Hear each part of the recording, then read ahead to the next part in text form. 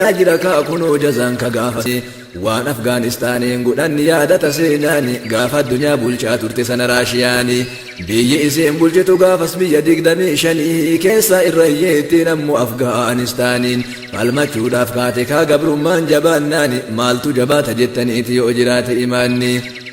waraana addunyaa tokkoffaaf lammaffaatti astaateen kun achiin Sooveetii wajjiin waraana jalqabanii warri Sooveet Raashiyaan humna cimaa qabanii akka addunyaa yeroo sanitti waraanni gamtoomanii Sooveet reedarme jechuun beekama waraanni isaanii kanaaf Afgaanistaanii ilaalanii tuffatanii guyyaa 3 keessatti irraa baana jedhanii bara 1879 waraana jalqabanii Afgaanistaanii wajjiin lola itti fufanii lola guyyaa muraasa keessa finna jedhan duraaniin 1979 ka itti jalqabanii 1989 ka isaan xumuranii amata 10 guutuu erga wal waraananii waan bi'aafin seenaa gabroonfachuuf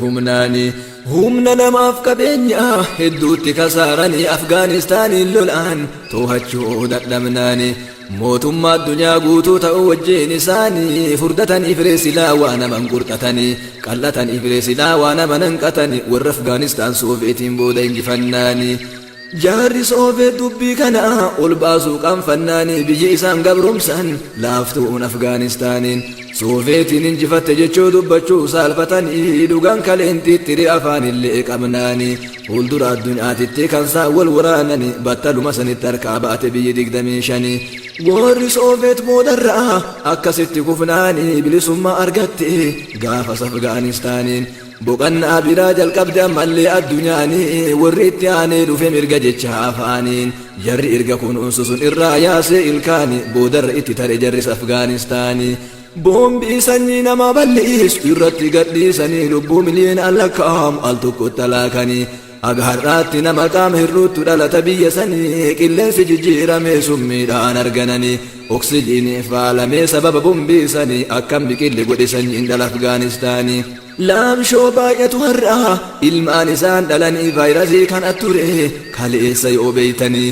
zulmii hagana geettu gartanii dhageettanii Bagdaadiin biyya Imaamu Ahmad Iraaqii maal godhanii biyyuma Islaamaa irratti xiyyeeffannaan isaanii achitti sanyii namaa summiin barbadeessanii addunyaarraa mancaasan lubbuu miliyoonaanii hin dagatu kaayoomu ni yaadata seenaanii laamshoo ta'anii dhalatu ijoolleen biyya sanii akkuma ijoollee har'a biyya Afgaanistaanii tokko daa'ima duudaa mana yaalaa finnaanii gaazexanyaan biyya keenyaa tokko biyya isaanii dhaynaanii maalirraa akkana ta'e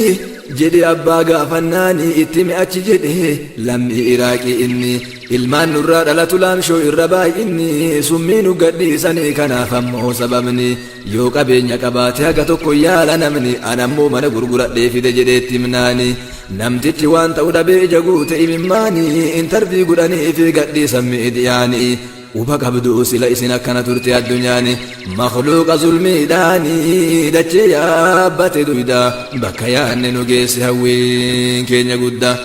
zikaadhanne yaa rabbii yaa mootii duraa booda bakka yaanne nu geesse hawwiin keenya guddaa meexiqqoo achi dhahuu haga Suuriyaa gahuu daamaatiyya yaabbadhe Falastiin keessa bahu biyya dhiini mujaahidaa dachee maraa urgaahu biyya umrii guutuu namni dargaggummaadhaan taa'u maanguddoo mataa arri achitti hin gartu saa'u warra jannataa fakkaata khalqiin achirra yaa'u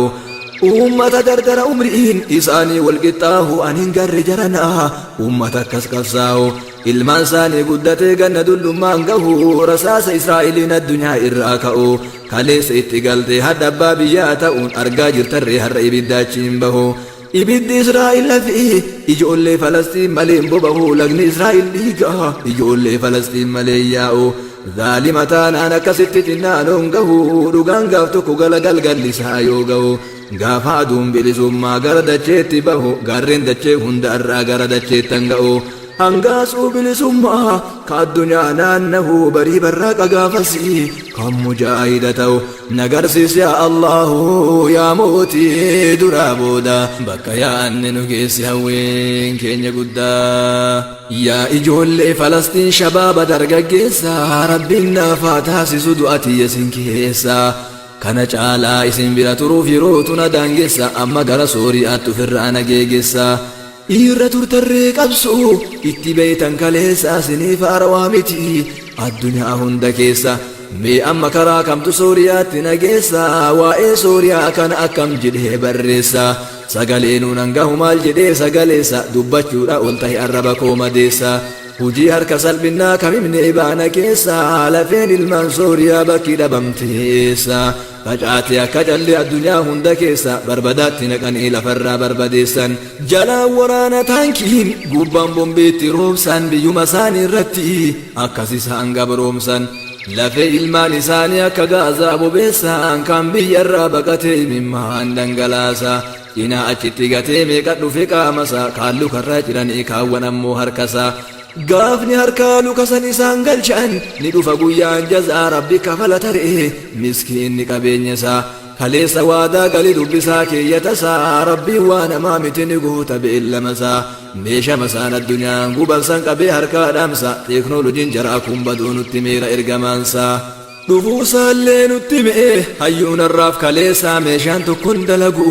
aakiru zamaan keessaa rabbiin addunyaa kana gara boodaa deebisaa mee har'a fakkeenyarraa waan tokko sinii kaasa dhibeen har'a dhufe kun irra caalaa miidhaansa biyyoota gurguddatan irratti baay'ee ulfaate dhiibbaansa hayyoota fixaa jira dhukkubni kun mataansa doktoroota meeqaa tan fixe har'a addunyaa keessa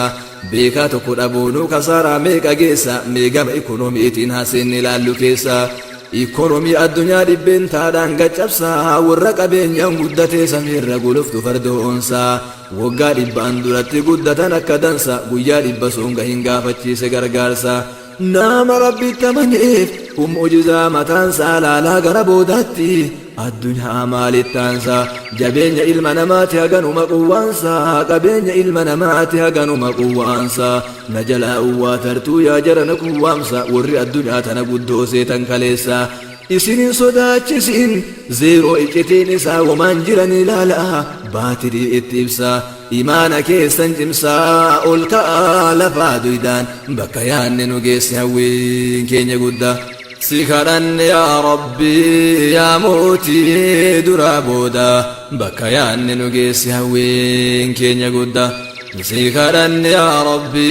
yaa mootii duraa booda bakka yaanne nu geesse hawwiin keenya guddaa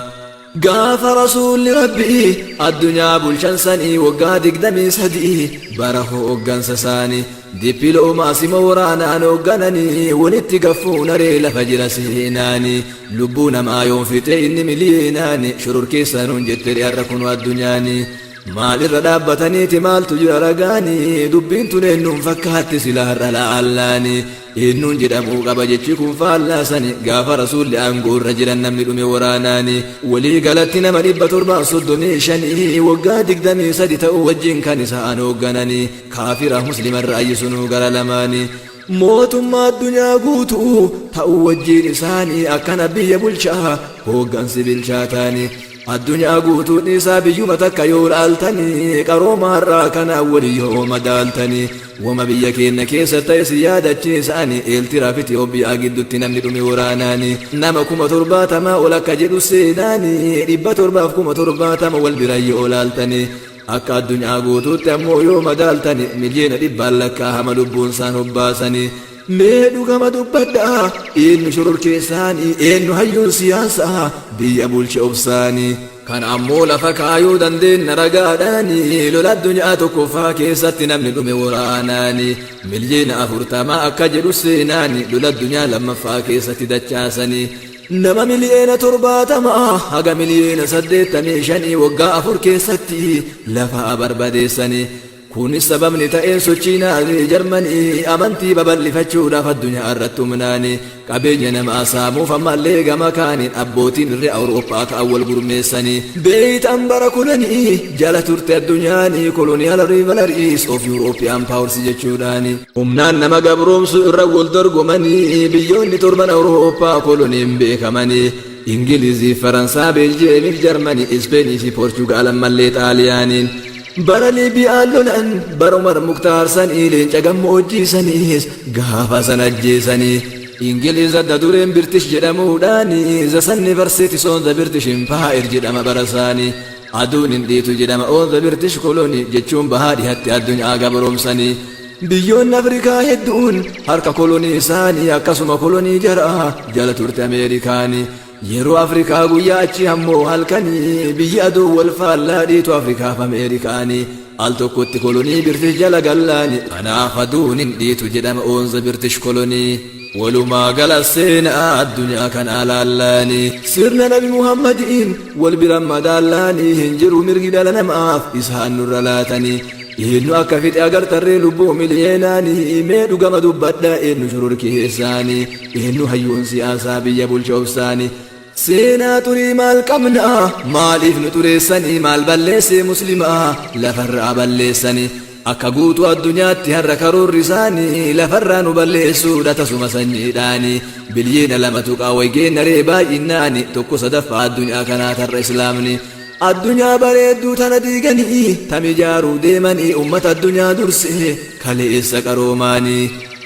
saabjekti makamiinu osoo nuun dorgomanii jarri kun nu hinjifachuu miti dirreen isaan oolaniif dirreen oolle addaan fageenyi akka guyyaa halkanii jiraatu gaduu bayaa duugadiin bayanii qabaannu seenaa badaa mee nutti tasaa fidanii jarri nu haqa beekaatuma argaa didanii akka gaaritti beeku haqa ta'uu islaamni ragaa